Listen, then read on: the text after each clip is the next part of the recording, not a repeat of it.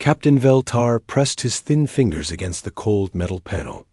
His ship was dying around him. The lights kept going on and off. The air smelled bad.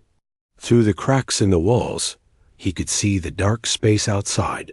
The Zephyrian captain looked at his crew. They were all scared. Their skin was changing colors, like it always did when they were afraid. Blue and purple patterns moved across their faces. Some of them were crying.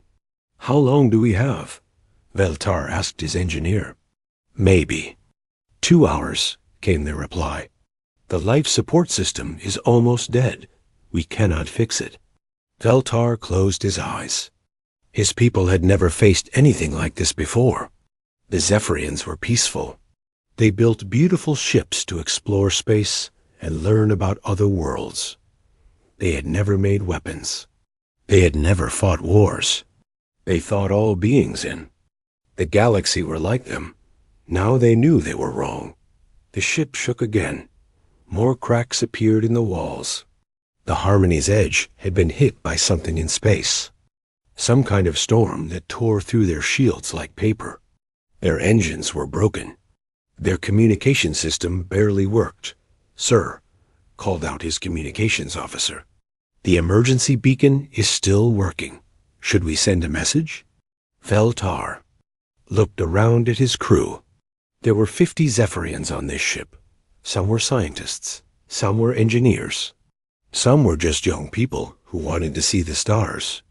They all looked at him with hope in their large, dark eyes. "Yes," he said. "Send the message." The communications officer nodded. She began to type the message that would go out into space. It would travel faster than light, reaching anyone who might be listening. But Veltar did not think anyone would come. Space was big and empty. Most beings only cared about themselves. "This is Captain Veltar of the Zephyrian Science Collective," he said into the microphone. His voice was weak, but clear. "Our vessel has suffered very bad damage. We are dying. Please, anyone who receives this message, we beg for help. We have civilians aboard, including young ones. We cannot defend ourselves. We cannot fix our ship. Please help us." He gave their location in space. Then he turned off the microphone. The message would repeat itself over and over, going out into the dark. "Now we wait," he told his crew. But Veltar did not think they would wait long. He knew about the Kroger. Everyone in this part of space knew about them. They were hunters. They took other beings and made them slaves. They had big ships with many weapons. If the Kroger found them first, it would be very bad. The ship shook again. More lights went out. The air was getting thinner. Some of the crew were having trouble breathing. The young ones were crying louder now. Far away, in a different part of space, Admiral Jake Morrison sat in his command chair. He was a big man, with gray hair and scars on his face. He had fought in many battles. His ship, the Iron Resolve, was enormous. It had thick armor and powerful weapons. It was built for war. "Admiral," called out Commander Lisa Hayes. She was his second in command. "We are getting a distress signal." Morrison looked up from his reports. "From who?" "Unknown aliens, sir. They call themselves Zephyrians. They say they are dying." Morrison stood up. He was tall and strong. His uniform was clean and pressed. "On?" His chest were medals from many battles. "Put it on the main screen." The alien's message played. Morrison listened to the fear in the alien's voice. He had heard that kind of fear before. It was the sound of people who knew they were going to die. "Where are they?" Morrison asked. "Sector 7, sir, near Kroger Space." Morrison's face became hard. He knew about the Kroger, too. They were slavers and killers. They attacked anyone who could not fight back. If they found these aliens first, it would be a massacre. "Lisa, what do we know about these Zephyrians?" "Not much, sir. Our files show they are peaceful. They have never been in a war. They build ships for science, not fighting. Morrison walked to the big window that looked out into space. His fleet was out there. 3 of the most powerful ships that humans had ever built. They were returning home from a mission to stop pirates near the outer worlds. "Sir," said Lisa, "we could reach them in 6 hours if we pushed the engines hard." "But sir, we do not know anything about these aliens. They could be dangerous." Morrison turned around. His eyes were cold but kind. "They are asking for help, Lisa. That is all I need to know. But sir, the Kroger will be there too. They always go after distress calls. We could be flying into a trap." Morrison smiled. It was not a nice smile. Then the Kroger will learn what happens when they threaten innocent people. He pressed a button on his chair. His voice went out to all 3 ships in his fleet. "All ships, this is Admiral Morrison. We have received a distress call from civilian aliens in Sector 7. They are under threat from Kroger forces. We are going to help them. Prepare for battle stations. We leave in 10 minutes. Captain Danny Rodriguez on the Vengeance heard the message. He smiled and began giving orders to his crew. Captain Pete Sullivan on the Defiant did the same. All 3 ships began to move faster through space. Back on the dying Zephyrian ship, Captain Veltar felt the ship shake again. This time, it was worse. The lights went out completely. Emergency power kicked in, but it was very weak. "Sir?" called out his engineer. "We have maybe 1 hour left." Veltar nodded. He looked at his crew. They were all going to die together. At least they would die with dignity. But then something happened. A communications officer looked up from her station. Her eyes were wide with surprise. "Sir, we are getting a response to our message." Veltar's heart jumped. "What does it say?" The officer listened to her headphones. "It says, 'Help is coming. Hold on. This is the Human Colonial Defense Force. We are on our way." Veltar had never heard of humans before. He did not know what they were or where they came from. But for the first time in hours, he felt hope. "How long until they arrive?" he asked. "The message says 6 hours, sir." Veltar looked around at his crew. They were all staring at him. "We only have 1 hour of life support left," he said quietly. The ship became very quiet. Everyone understood. The help was coming too late. But then the engineer spoke up. "Sir, we can shut down all non-essential systems. Put most of the crew in the emergency pods. Maybe we can last longer." Veltar nodded. "Do it." As his crew began to prepare, Veltar wondered about these humans. Why would they come to help strangers? What kind of beings were they? He would find out soon enough. But first, they had to survive. Long enough to meet their rescuers. The Harmony's edge continued to drift through space, its hull cracked and bleeding air. Inside, 50 frightened aliens waited for help that might never come. In the darkness of space, 3 human warships raced toward them at full speed. The crews were ready for battle. They did not know the aliens they were going to save. They did not know if it was a trap, but they were coming anyway, because that was what humans did. They helped those who could not help themselves. The race against time had begun. War Chief Grakther stood on the bridge of his flagship. He was huge, even for a Kroger. His skin was dark green with black spots. His teeth were sharp and yellow. His eyes were small and mean. He wore armor made from the bones of his enemies. "War Chief," said his sensor officer, "we have found the source of the distress signal." Grakther smiled. It was a terrible smile. "Show me." The main screen lit up. It showed a small ship drifting in space. The ship was beautiful, made of some kind of crystal that caught the light from nearby stars. But it was broken. There were cracks all over its hull. Air was leaking. Out into space. What kind of ship is that? Grakther asked. Zephyrians, sir. They are a peaceful race. No weapons. No defenses. They build ships for science and exploration. Grakther laughed. It was a harsh sound that made his crew smile. Perfect. How many are on board? 50, sir, all civilians. Even better. Grakther turned to his weapons officer. Do not destroy them. We need them alive. Use the tractor beam to pull them in. The Kroger had 6 ships. They were all built for war. They had thick armor and many weapons. They were fast and dangerous. But most importantly, they were equipped to capture other ships without destroying them. The Kroger Empire made money by selling slaves. They would attack weak ships and take the people inside. Then they would sell them to work in mines or factories. It was a good business for the Kroger. War Chief, said the sensor officer. The ship is almost dead. They have very little power left. Good. They cannot run or fight. This will be easy. Grakther's 6 ships moved toward the Zephyrian vessel. The Harmony's Edge was helpless. It could not move or defend itself. Inside, Captain Veltar and his crew watched the approaching ships with terror. Are those the humans? Asked one of the young crew members. Veltar looked at the ships on his screen. They were dark and ugly, covered with weapons and armor. They looked like they were built to cause pain.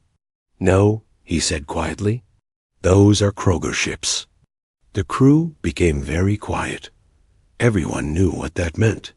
The Kroger were famous throughout the galaxy for their cruelty.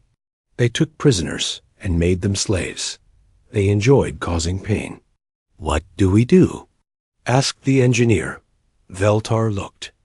Around at his people. They were all scared. Some were crying.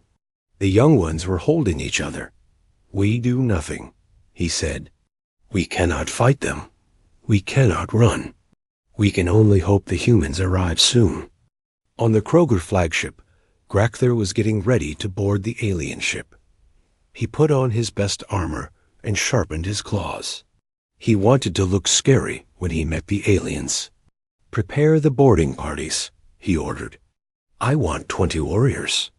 Stun weapons only. Do not kill them unless they fight back. The Kroger warriors were excited. They had not taken prisoners in weeks. They missed the fear in their victims' eyes. But then something happened that made Grakther pause. His long-range sensors detected something new. 3 large objects were approaching very fast. What are those? He demanded. His sensor officer looked. Confused. Unknown ships, War Chief. They are big, very big. And they are moving faster than anything I have ever seen. Grakther studied the readings. The 3 ships were enormous. Much bigger than his own vessels. And they were approaching at a speed it should not be possible. What do our files say about them? Nothing, sir. I have never seen ships like these before. Grakther was not worried. He had 6 ships. The strangers only had 3. Numbers were on his side. Prepare for battle, he ordered. All ships ready weapons. We will destroy these fools and then take our prizes. The 3 human ships dropped out of hyperspace like avenging angels. They were massive and beautiful and terrible. The Iron Resolve was the biggest. It was over a mile long and covered with armor. Its weapons were huge. Vengeance and Defiant were smaller, but just as deadly. They moved through space like hunters, fast and quiet and dangerous. Admiral Morrison stood on his bridge and looked at the scene before him. The Kroger ships were surrounding the alien vessel. He could see the fear in their movements. They were getting ready to attack. Lisa, he said to his second in command, open a channel to the Kroger ships. Channel open, sir. Morrison's voice went out across space. It was calm and strong. Kroger vessels, this is Admiral Morrison of the Human Colonial Defense Force. You are targeting civilians under our protection. Leave now or face the consequences. On the Kroger flagship, Grakther heard the message. He began to laugh. The sound was ugly and mean. "Humans," he said, "I have heard stories about your kind. You are soft mammals from a weak world. You think you can threaten the mighty Kroger Empire?" He opened a channel back to the human ships. "I am War Chief Grecther. These aliens are our prisoners now. Go away before we decide to make you prisoners." 2. Admiral Morrison listened to the Kroger's words. His face became hard. He had dealt with bullies like this before. They only understood one language. "Danny," he said into his communicator. "Pete, you heard him. All ships, weapons free. Show them what humans can do." Captain Danny Rodriguez on the Vengeance smiled. He had been hoping for a fight. "All weapons. Target the Kroger engines and weapons. Let's disable them fast." Captain Pete Sullivan on the Defiant was already giving orders to his crew. "Helm, take us in. Weapons, prepare to fire." The 3 human ships moved forward. They did. Not charging wildly. They moved with purpose and control. Like predators who had done this many times before, Grecther watched them approach. He was starting to feel worried.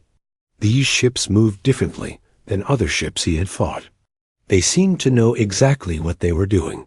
"All ships open fire," he ordered. The Kroger ships fired their weapons.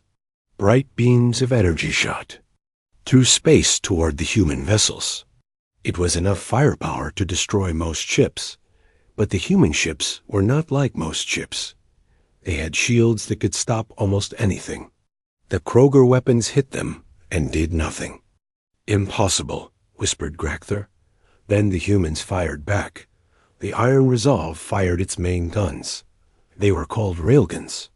They shot pieces of metal so fast that they hit with the force of bombs. The metal pieces went right through the Kroger. Shields and armor. The first Kroger ship lost its engines. The second lost its weapons. The third began to spin out of control. "Evasive maneuvers," shouted Grecther. But it was too late. The Vengeance and Defiant were attacking too. Their weapons were different, but just as deadly. Beams of hot plasma cut through the Kroger ships, like knives through paper. But the humans were being careful. They were not trying to kill the Kroger. They were aiming for engines and weapons. They wanted to disable the ships, not destroy them. "Why are they not destroying us?" asked Grecther's weapons officer. Grecther did not know. In his experience, when you won a battle, you killed your enemies. But these humans were different. They were showing mercy. Within minutes, all 6 Kroger ships were helpless. Their engines were dead. Their weapons were destroyed. They could not fight or run. Admiral Morrison's voice came over the communication system again. "Kroger vessels, you are defeated. Surrender now, and we will let you live. Try to fight back, and we will destroy you." Grecther looked around his bridge. His crew were all staring at him. They were scared. They had never been defeated so quickly before. "War Chief," said his second-in-command, "what do we do?" Grecther thought about his options. He could try to fight with the few weapons he had left, but he knew it was hopeless. These humans were too strong and too fast. "We surrender," he said quietly. "What?" "We surrender," Grecther shouted. "Tell them we surrender." The communications officer sent the message. Within seconds, the human ships stopped firing. They moved into position around the Kroger vessels, ready to fire again if needed. On the Harmony's edge, Captain Veltar and his crew watched in amazement. They had just seen the most powerful force in their part of space defeated in minutes. The humans had made it look easy. "Are we safe now?" asked one of the young crew members. Veltar looked at the human ships. They were so big and powerful, but they had not attacked the Zephyrians. They had come to help. "Yes," he said. "I think we are safe now." Admiral Morrison opened a channel to the alien ship. "Zephyrian vessel, this is Admiral Morrison. We received your distress call. We are here to help." Please respond. Veltar picked up his microphone with shaking hands. This is Captain Veltar. We are we are very grateful. But how did you defeat them so quickly? Morrison's voice was kind now. We will explain later. Right now, we need to get you to safety. Your ship is badly damaged. We are sending repair teams over to help. Veltar looked at his crew. They were all staring at him with wonder. These humans were not just powerful, they were also kind. Thank you, he said. We owe you our lives. No, said Morrison. You do not owe us anything. We help because it is the right thing to do.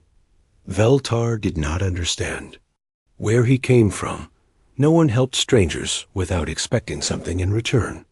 But these humans were different as the human ships moved. Closer, Veltar wondered what kind of beings they were. They were clearly warriors. But they were also protectors. Soon, he would meet them face to face, and his life would never be the same. The battle was over in 12 minutes.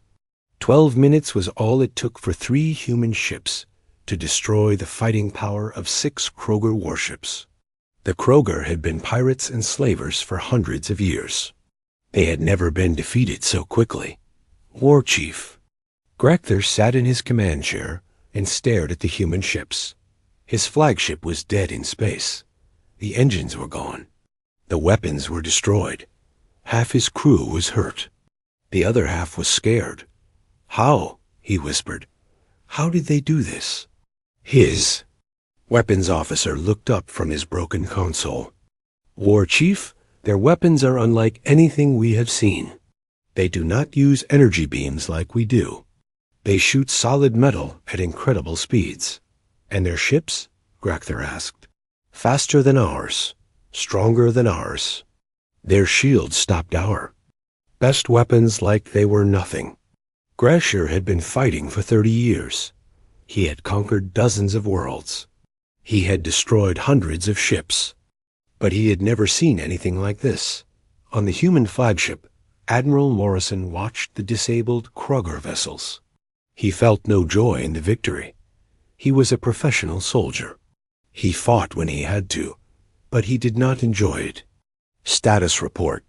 He said to Commander Lisa Hayes, All Kroger ships are disabled, sir. No casualties on our side. The alien ship is still alive, but barely.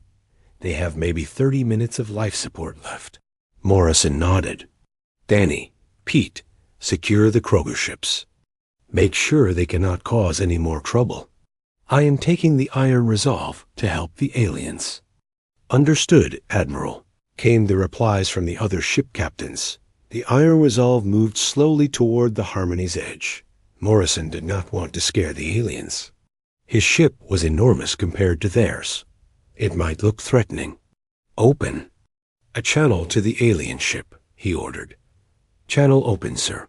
Captain Veltar, this is Admiral Morrison. We are approaching your vessel. We want to help repair your ship and save your people. Are you willing to let us come aboard? On the Zephyrian ship, Veltar looked at his crew. They were all afraid. These humans had just destroyed 6 warships in minutes. What could they do to a helpless science vessel? But they were dying. The air was almost gone. The ship was falling apart. They had no choice. Yes, Veltar said into his microphone. Please help us. We are sending over repair teams now.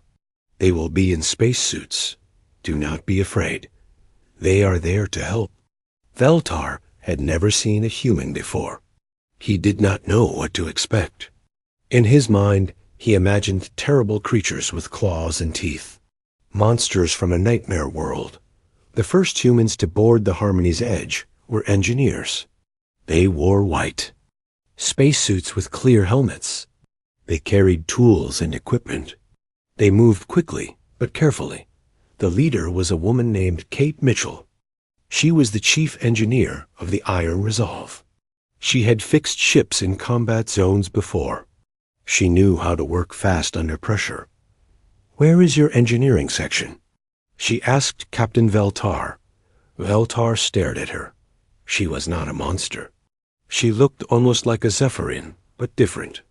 Her skin was dark brown. Her hair was short and black. Her eyes were kind. "This way," he said, leading her down a corridor. The human engineers spread out through the ship. They worked with incredible speed and skill. They fixed the life support system first. Then they worked on the engines and the hull. "How do you know how to fix our technology?" asked the Zephyrian engineer. Kate looked up from her work. "All ships work on the same basic principles. Physics is the same everywhere. Plus, your design is actually quite good. We might learn something from you." The Zephyrian engineer was amazed. These humans were not just warriors. They were also smart and skilled. While the engineers worked, Admiral Morrison came aboard with a small team. He wore a dark blue uniform with gold trim. He was tall and strong, but he moved slowly and carefully. He did not want to frighten the aliens. Captain Veltar met him at the airlock. The Zephyrian was nervous. This human was clearly a leader, a warrior, someone who had killed many enemies. "Captain Veltar," Morrison said, "I am Admiral Morrison. We are honored to meet you." "Honored?"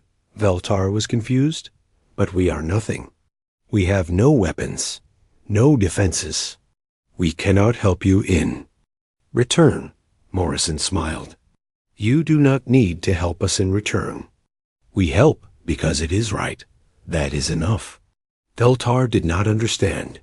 In his experience, beings only helped others when they wanted something back. But this human seemed sincere. "Admiral," Veltar said carefully, "may I ask you something?" "Of course. Why did you come? We are strangers to you. We have nothing to offer." "Why risk your lives for us?" Morrison thought for a moment. "Where I come from, we have a saying. The only thing necessary for evil to triumph is for good people to do nothing. We could not do nothing. But the Kroger are very dangerous.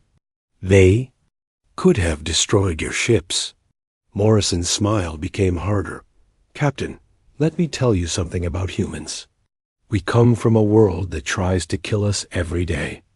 We have storms that can destroy cities, earthquakes that can split continents, animals that hunt us, disease that can kill millions."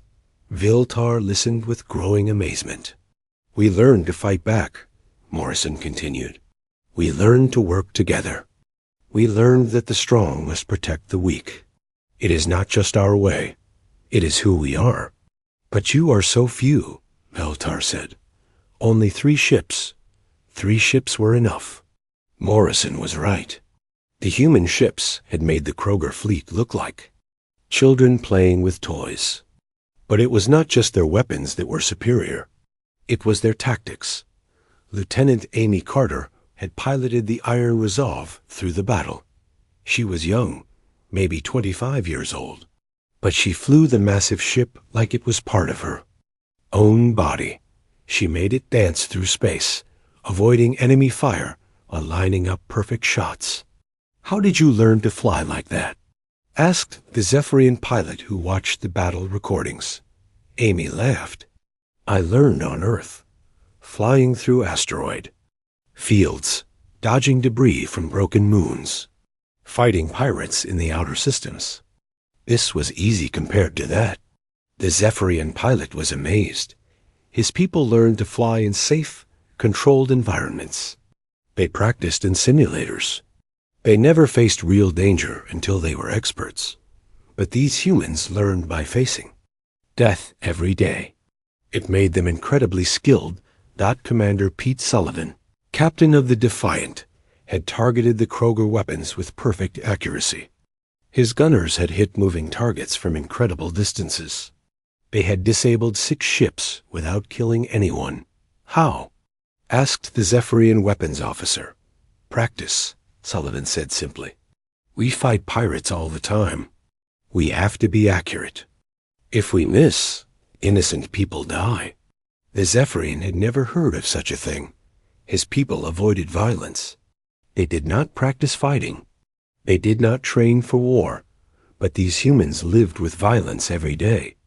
They had to be good at it to survive. Captain Danny Rodriguez of the Vengeance had coordinated the attack perfectly.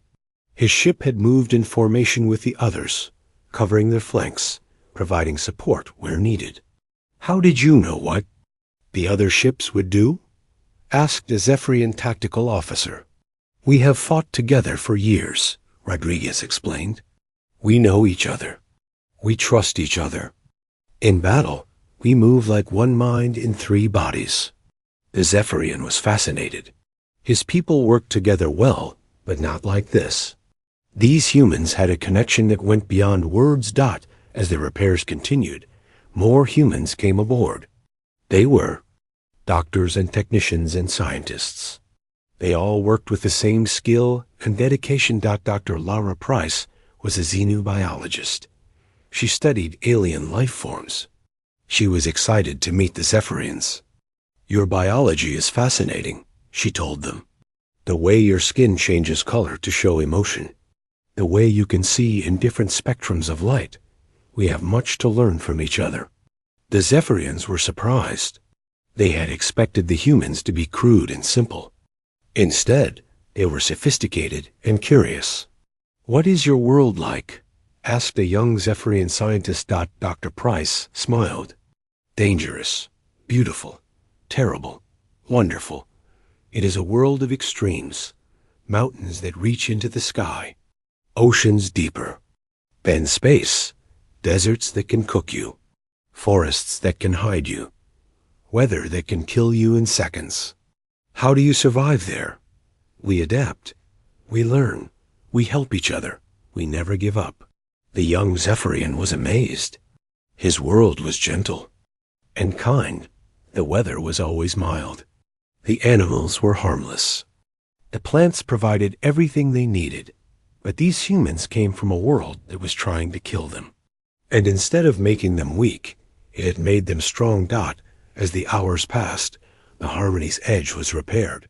The humans worked alongside the Zephyrians, sharing knowledge and techniques.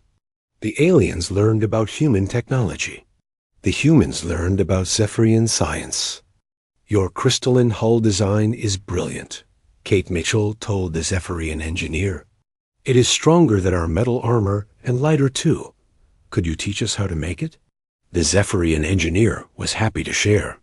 His people believed that knowledge should be free. Of course, we would be honored to teach you. Meanwhile, the Kroger ships sat disabled in space.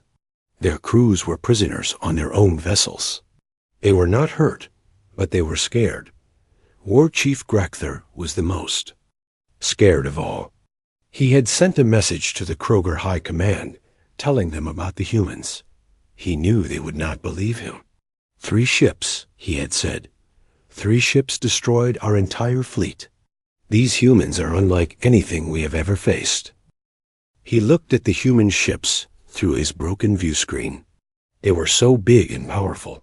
But more than that, they were controlled by beings who knew how to asterisk. The journey to Zephyrian space took 3 days. During that time, Captain Veltar learned more about humans than he had ever thought possible. They were nothing like he had expected. Admiral Morrison visited the Harmony's edge every day. He brought gifts, food from Earth, music from human cultures, pictures of human cities. He was always polite and kind. But Veltar could see the strength underneath. This was a man who had fought many battles and won them all. Tell me about your world, Morrison said during one visit. They were sitting in the ship's dining area, sharing a meal. Veltar's skin showed peaceful blue patterns. Zephyria is very beautiful. We have crystal cities that sing in the wind, gardens that stretch for miles. The weather is always perfect. We have no dangerous animals, no disasters, no wars. It sounds like paradise, Morrison said. It is, but perhaps that is why we are so weak. We have never faced hardship. We have never had to fight for survival. Morrison shook his head. You are not weak. You are peaceful. That is a strength, not a weakness. But we cannot protect ourselves. If you had not come, we would all be slaves now. That is why we are here, Morrison said simply. To protect those who cannot protect themselves. Veltar did not understand. But why? What do you gain from this? Morrison thought for a long moment. My grandfather used to tell me a story. He said that long ago, humans were just like any other animal. We lived in caves. We hunted for food. We fought each other over territory. Veltar listened carefully. But then something changed. We learned to help each other. When one tribe was attacked, others would come to help. When there was not enough food, we would share. We became stronger by working together. And that is why you help us? Partly. But there is more. We learned that the strong have a duty to protect the weak. It is not just about survival anymore. It is about what is right. Veltar's skin showed patterns of amazement. Your people chose to be guardians. Yes, it is who we are now. During the journey, other humans came to visit. Each one taught Veltar something new about their species. Dr. Lara Price showed him pictures of Earth. They were beautiful and terrible at the same time. Cities with millions of people, oceans that stretched beyond the horizon, mountains that touched the sky, but also storms that could destroy everything in their path. This is a hurricane, she said, showing him a picture of a massive storm. The winds can reach 300 kilometers per hour. They can destroy entire cities. Veltar stared at the image. How do you survive such things? We build stronger buildings. We learn to predict when they are coming. We help each other evacuate. To safety. We never give up. She showed him more pictures. Volcanoes that spit fire and melted rock. Earthquakes that could split the ground open. Floods that could wash away everything. Your world is trying to kill you, Veltar said in amazement. Every day, Dr. Price agreed. But it also made us strong. We learned to adapt. We learned to overcome anything. Lieutenant Amy Carter visited too. She was the pilot who had flown the Iron Resolve through the battle. She was young and cheerful, but Veltar could see the steel in her eyes. I started flying when I was 16, she told him. My home planet has 3 moons. The gravity is always changing. Asteroids fall from the sky every day. If you cannot fly well, you die. You learn to fly in such dangerous conditions? It was fly or die, so I learned fast, she smiled. Earth children learn the same way. We throw them in the deep end and see if they swim. That seems cruel. Maybe, but it works. We become strong because we have to be strong. Captain Danny Rodriguez told Veltar about human history, about wars that lasted for years, about enemies who seemed impossible to defeat, about humans who never gave up, no matter how bad things got. We fought a war that lasted 6 years, he said. The enemy had better weapons, more ships, more soldiers. Everyone said we could not win. But you did win? Yes. Not because we were stronger, but because we would not quit. We kept fighting even when it seemed hopeless. In the end, our enemies gave up because they could not break our will. Commander Pete Sullivan showed Veltar human weapons. They were simple but effective. No fancy energy beams or exotic technologies. Just solid metal fired at incredible speeds. Why? Do you not use energy weapons like other races? Veltar asked. Because these work better, Pete said simply. Energy weapons can be stopped by shields, but solid metal? Nothing stops solid metal moving fast enough. But surely other races have. Thought of this? They have, but they think it is too simple, too primitive. They want complicated weapons that look impressive. We want weapons that work. Kate Mitchell taught Veltar about human engineering. She showed him how they built their ships. Strong but simple. Reliable but effective. Your crystalline hull is beautiful, she said, but our metal armor is easier to repair in battle.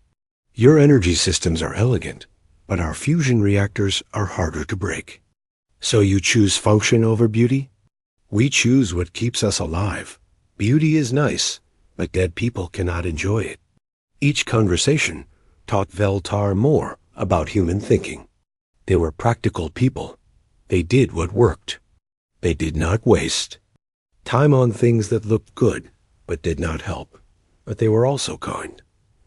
Every human he met was polite and helpful. They shared their food, their knowledge, their stories. They treated the Zephyrians like honored guests, not rescued refugees. The second day, Veltar asked Admiral Morrison the question that had been bothering him. Admiral, your people are warriors. You are used to fighting and killing. How can you also be so kind? Morrison was quiet for a long time. That is a good question. Let me tell you about something that happened when I was young. Veltar listened. Carefully, I was 25 years old. A junior officer on a patrol ship. We found a civilian transport that had been attacked by pirates. Most of the people were dead, but there were survivors, including children. Morrison's face became sad. The pirates had hurt them badly, tortured them for fun. I was so angry, I wanted to hunt down every pirate in the galaxy and kill them all. What did you do? My captain stopped me. He said, Morrison, anger will not help those children. They need medical care and kindness, not revenge. He was right. We spent 3 days helping the survivors, getting them medical treatment, taking them to safety. And the pirates? We caught them later, but by then, I understood something important. Violence should only be used to protect people, not for revenge, not for anger, only to stop those who would hurt the innocent. That is why you saved us? Yes, you needed protection. We could provide it. It was that simple. Veltar understood now. Humans were warriors, but they chose when to fight. They were strong, but they used their strength to help others. They were dangerous, but only to those who threatened the weak. On the third day, they reached Zephyrian space. The home system was beautiful. 3 worlds orbited a gentle yellow star. The planets were green and blue, covered with crystal cities that sparkled in the sunlight. Welcome to Zephyria, Veltar said to Admiral Morrison. It is beautiful, Morrison replied. Your people have built something wonderful here. As they approached the main world, Zephyrian ships came out to meet them. They were small and elegant, built for exploration and science. They had no weapons at all. The Zephyrian fleet commanders were nervous. They had received Veltar-S reports about the humans. They knew these beings had destroyed 6 Kroger warships in minutes. But they also knew the humans had saved Veltar's crew. Human ships. Came a transmission from the lead Zephyrian vessel. You are welcome in our space. We are grateful for what you have done. Thank you, Morrison replied. We are honored to be here. The human ships were escorted to orbit around the main planet. Thousands of Zephyrians watched from the surface. They had never seen ships so large and powerful. Admiral Morrison and his senior officers were invited to visit the planet's surface. They took a shuttle down to the capital city. Veltar went with them to serve as a guide. The city was made entirely of crystal. The buildings were tall and graceful, catching the light and throwing rainbows everywhere. Gardens grew between the structures. Music seemed to come from the very walls.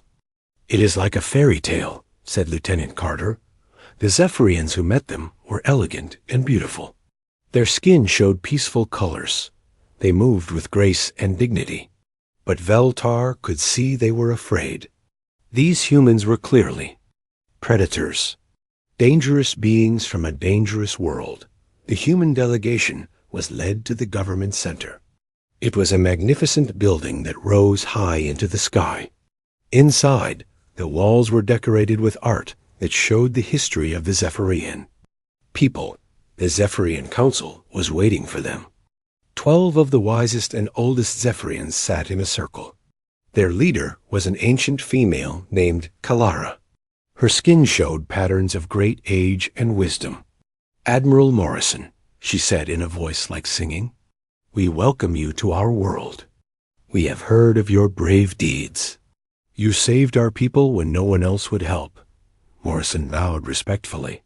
"We were honored to help. Your people are peaceful and good. They deserve protection." "But we must ask," said another council member, "what do you want in return? Nothing in the galaxy is free." Morrison looked around at the council. These beings were so different. 6 months had passed since the humans first saved the Harmony's Edge. In that time, everything had changed. The Zephyrian-Human alliance had grown beyond anyone's dreams. Veltar stood in his new office on Earth's first space station in Zephyrian. Space. Through the window, he could see human and Zephyrian ships working together. They were building something new, something that had never existed before in the galaxy. A peaceful alliance between warriors and scholars. The door chimed, and Admiral Morrison entered. He looked older now. The responsibility of building an alliance was taking its toll. But he also looked happy. This was the work he had always wanted to do. "Good morning, Veltar," Morrison said. They had become close friends over the months. "Are you ready for today's meeting?" Veltar's skin showed nervous patterns. "I think so. But I am still amazed that so many species want to join us." It was true. Word had spread across the galaxy about the human-Zephyrian alliance. Peaceful races that had lived in fear for centuries were now asking for protection. The humans had become known as guardians, protectors who fought not for conquest, but for justice. Today, they would meet with representatives from 12 different species. All of them wanted to join the alliance. All of them wanted human protection. "Let's go," Morrison said. "History is waiting." They walked to the conference room. Together, it was a large space with a round table. The humans had designed it to make everyone feel equal. No one sat at the head of the table. Everyone was the same. The representatives were already there. Veltar recognized most of them. The Moran delegation with their blue skin and large eyes. The Corval with their fur and gentle manner. The Vec with their crystalline bodies. All peaceful species. All tired of living in fear, but there were also some surprises. The Alterian ambassador was there. The Alterians were not exactly peaceful. They were traders and merchants. They had some military power, but they had heard about human justice and wanted to be part of it. Even more surprising was the presence of 3 Kroger representatives. Not War Chief Grekther. He had been stripped of his rank and exiled. These were younger Kroger who wanted their people to change. Admiral Morrison took his seat. "Welcome, everyone. Thank you for coming. Today, we will discuss the expansion of our alliance." He looked around the table. "But first, I want to make something clear. This alliance is not an empire. We do not rule anyone. We do not take territory. We offer protection and friendship to those who want it." One of the Moran representatives spoke up. "Admiral, we understand your principles. But we must ask, why do you do this? What do humans gain from protecting others?" Morrison had been asked this question many times. The answer was always the same. We gain friends. We gain knowledge. We gain the satisfaction of knowing we did the right thing. That is enough for us. The Corval ambassador leaned forward. "But surely you want something more concrete. Trade rights? Military bases? Resources? If you want to trade with us, we welcome it. If you want to host our ships, we appreciate it. If you want to share resources, we are grateful. But these things must be freely given. We will never demand them." Dr. Laver Price was also at the meeting. She had become the Alliance's chief scientist. What we want most is to learn from each other. Every species here has knowledge that could benefit everyone else. She gestured to the Zephyrians. They have taught us about crystalline technology. Our ships are now stronger and more beautiful. Because of their knowledge, she looked at the Mirans. Their mathematical abilities are incredible. They have helped us design better navigation systems. The Corval have shown us new ways to grow food. The Vec have taught us about energy efficiency.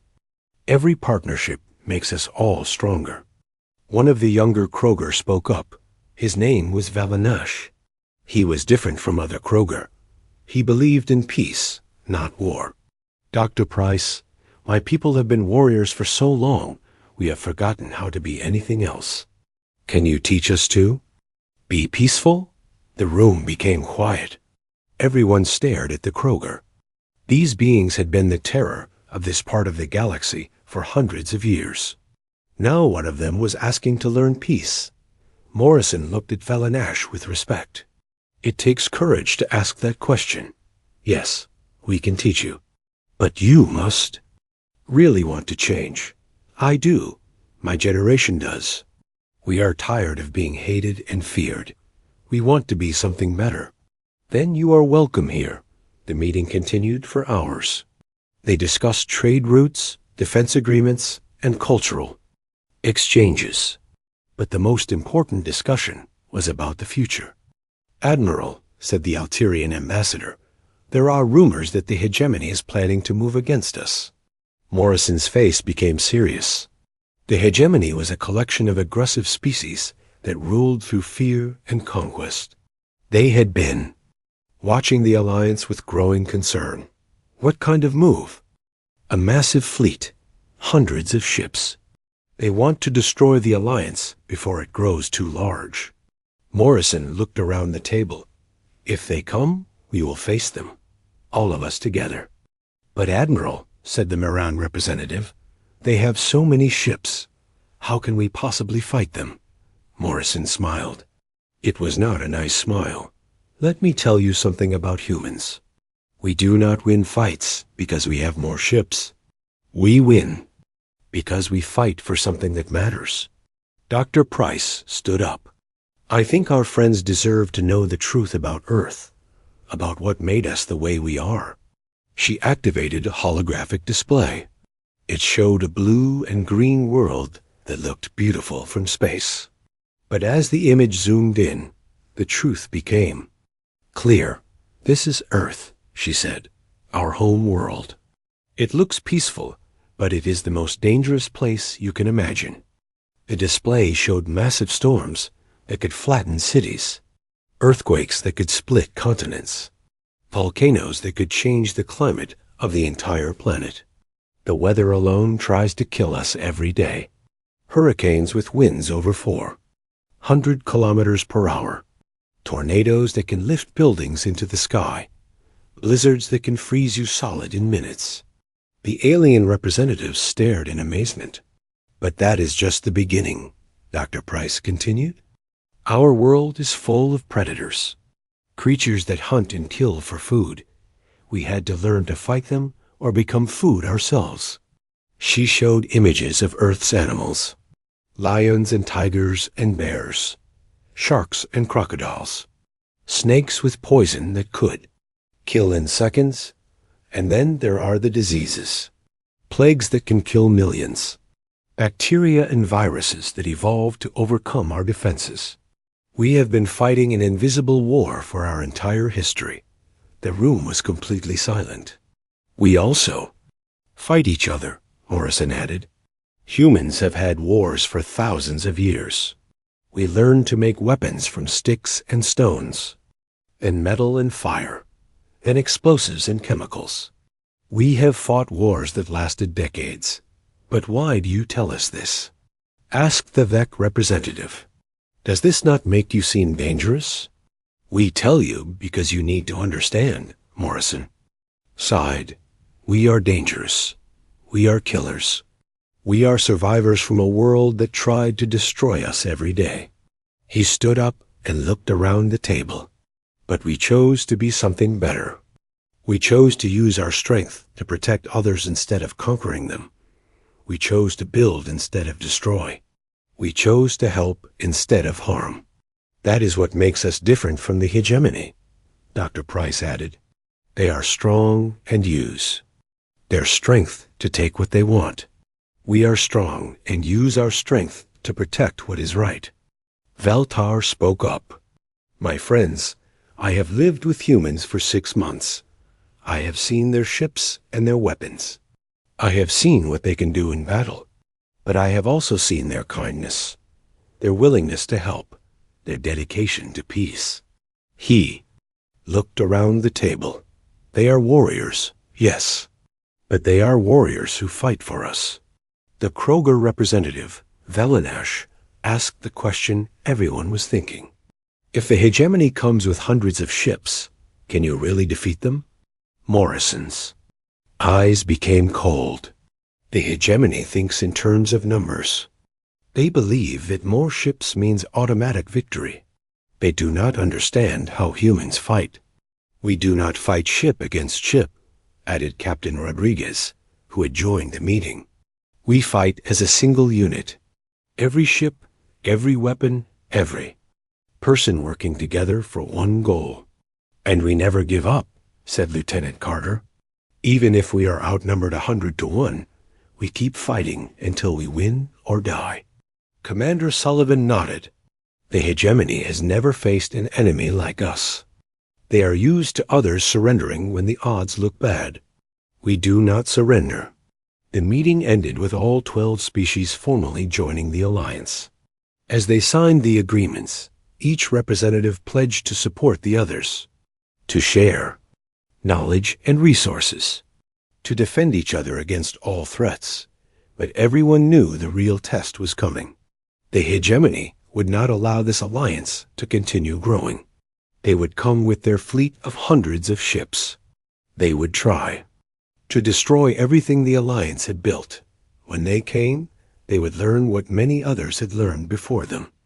Earth's children did not start fights, but they always finished them. As the representatives left, Veltar stayed behind with Admiral Morrison. Do you really think we can win?